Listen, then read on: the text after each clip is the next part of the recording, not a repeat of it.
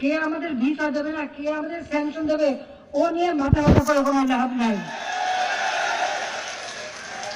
20 ঘন্টা প্লেনে জার্নি করে আটলান্টিক পার হয়ে ওই আমেরিকা না গেলে কিচ্ছু আসা যায় না।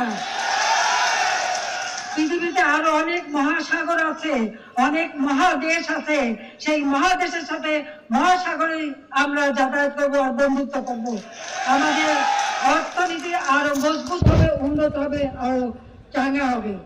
ভোট যারা চুরি করে, ভোট নিয়ে যারা চিরদিন খেলছে, জনগণের ভাগ্য নিয়ে যারা খেলছে, আমি তাদের বলবো যে ওই সন্ত্রাসী দলের দিকে নজর দেন। যারা সন্ত্রাসী দল হিসেবে কানাডা হাইকোর্ট বিএনপিকে সন্ত্রাসী দল হিসেবে ঘোষণা দিয়েছে।